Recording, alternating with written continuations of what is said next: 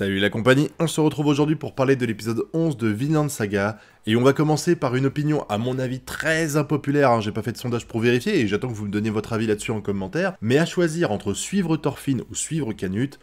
j'ai clairement choisi Canute, parce que Thorfinn, en fait, depuis, c'est pour ça aussi que j'ai eu un petit peu du mal à mettre à Vinland Saga au début, j'ai du mal à l'apprécier clairement, et là, le voir dans son statut d'esclave, un petit peu en mode blasé et tout, alors je dis pas que les épisodes n'étaient pas intéressants, mais c'est juste que c'est à des années-lumière du plaisir que j'ai à suivre Canute, qui est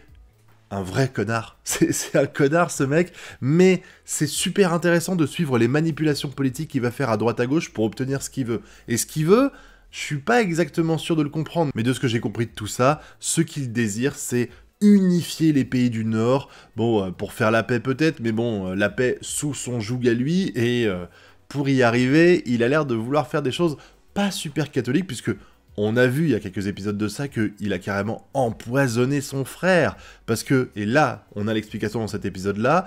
pour tenir l'Angleterre d'une main de fer, il était obligé de faire stationner plein de soldats, ce qui lui coûte une énorme quantité de thunes, et que, de ce que j'ai compris, à force de vouloir absolument mettre des impôts supplémentaires à l'Angleterre pour mettre des soldats, les Anglais sont encore moins contents, donc ils se rebellent encore plus, donc tu dois mettre encore plus de soldats. C'est un petit peu le cercle vicieux dans lequel il est tombé, et il a tué son frère pour ça. Il a tué son frère pour réussir à avoir plus d'argent pour maintenir les Anglais sous son joug sans augmenter la haine qu'ils ont pour lui. Mais du coup, il va augmenter la haine que les Danois ont pour lui. Alors, peut-être qu'au début, ils n'avaient pas d'a priori, mais là, si demain, il se pose en tant que roi du Danemark et qu'il commence à augmenter les impôts, c'est la merde. Et d'ailleurs, on a une explication à ça, puisque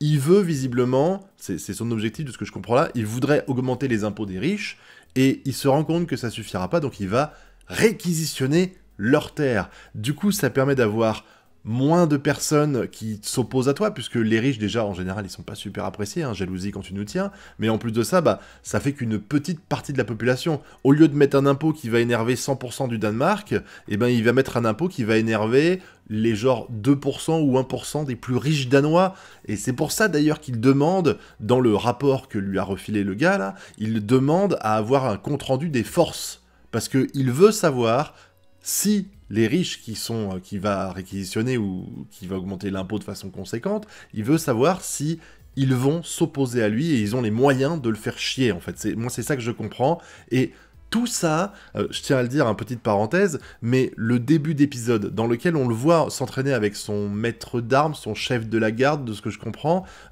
c'est un exemple énorme de ce que je dis par rapport à Canute, parce qu'il est en train de perdre le combat. Il ne peut pas gagner contre lui parce qu'il est trop fort, et du coup il va utiliser des subterfuges. Il va dire, voilà, regarde, il y a ma sœur, la princesse, qui nous regarde, de toute façon, t'inquiète pas, elle s'intéresse pas à nous, parce son regard est accaparé par le jeune homme à côté de lui, et du coup, comme l'autre, il a l'air d'être un peu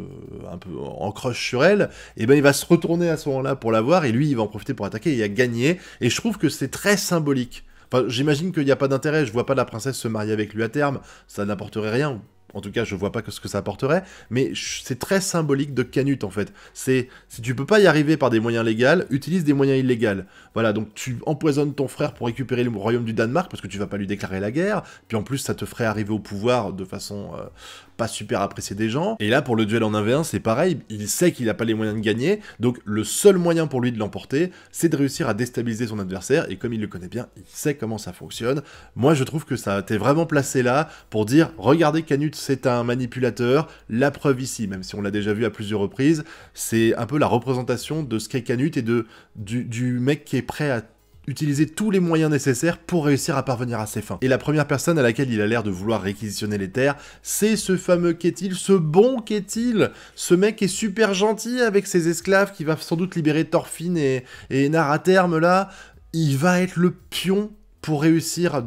pour que Canute réussisse à avoir assez d'argent pour maintenir la paix et préparer sans doute d'autres guerres qu'il a anticipées pour unifier le Nord, et ça va être aidé par son fils qui est un putain de blaireau, mais ce mec, dès qu'il apparaît à l'écran, c'est pour faire de la merde. Oh, c'est horrible, le gars il est devant le roi, il se lève, il veut sortir son épée, très rigolo d'ailleurs le moment. Je trouve que Vinland Saga est assez fort pour ça, parce qu'ils arrivent à faire quelque chose d'assez sérieux et d'assez grave, parce que dès le début tu sens que Canute va se servir de Ketil et le manipuler pour le pour le ruiner, le saigner à blanc,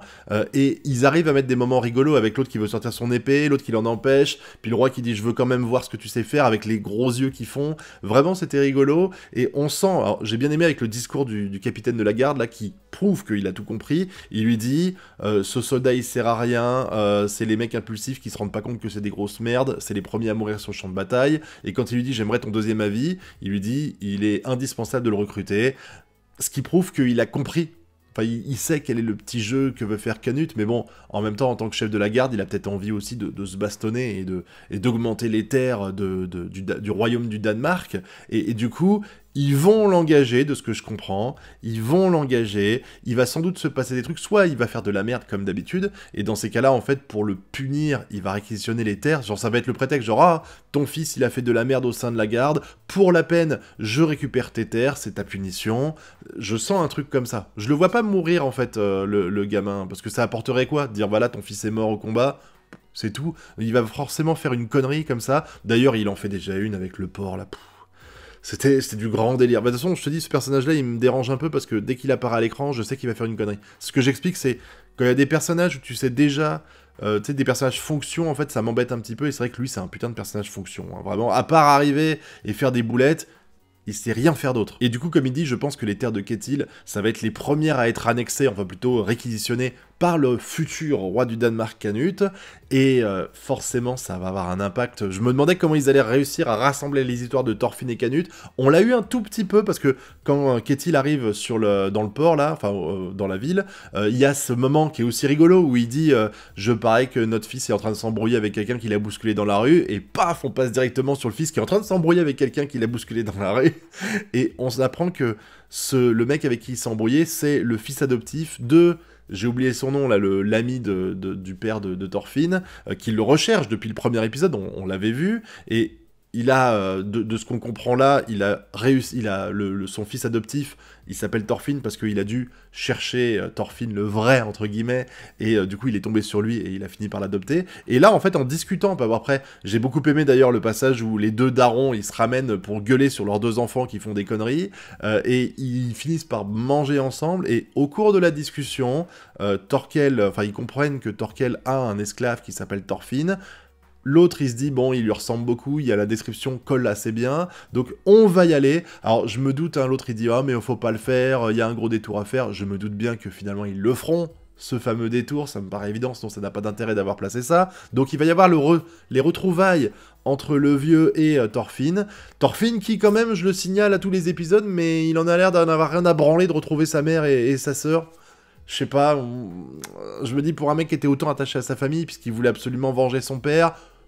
retrouver sa sœur et sa mère, ça me paraîtrait un petit peu important, hein. Mais bon, c'est pas grave, mais je pense que l'avenir de Thorfinn va se décider avec ça, puisque à un moment donné, les terres vont être réquisitionnées. Je pense que ça va être le cas avant que qu'ils reviennent, Ketil, et du coup, il aura pas eu le temps d'absoudre, enfin de retirer, de libérer, on va dire, Thorfinn et son copain. Donc, genre, ça va être comme ça. De toute façon, c'était évident, à partir du moment où l'autre, il partait, et qui dit « Je vous retirerai votre statut d'esclave quand je reviendrai », en gros, c'est ce qu'il explique, je m'étais dit, il va forcément se passer quelque chose qui va faire que ça va pas arriver. Il va peut-être mourir, il va peut-être perdre ses terres, bah voilà. C'est ce qui va arriver pour moi, il va perdre ses terres avant, et le nouveau roi, il a pas envie de se débarrasser des esclaves qui travailleront pour lui pour pas cher, et qu'on parlera de se rebeller. Donc il va y avoir ce truc-là, et c'est ça qui va faire que Einar et Thorfinn vont sans doute se rebeller, parce que quand ils seront à 2 doigts de la liberté, et qu'on leur dira, bah non, elle te passe sous le nez, parce que y a des nouveaux proprios, et que les proprios, ils ont pas envie de se débarrasser des esclaves, ça va finir en rébellion pour pas mal d'entre eux. Peut-être même que Einar arrivera à récupérer la waifu, hein, la meuf esclave qu'il aime à la folie, mais en tout cas, cet épisode-là était encore une fois passionnant. J'aime beaucoup les complots politiques de Canute, même si c'est un vrai connard, et j'attends impatiemment de voir ce qui va se passer, quel est le plan qu'il va faire avec le fils de Ketil et tout ça, et j'attends que vous me donniez votre avis là-dessus dans la zone commentaire. N'oubliez pas non plus le pouce bleu, l'abonnement et le partage. Quant à nous, on se retrouve bientôt pour de prochaines vidéos. Tchuss!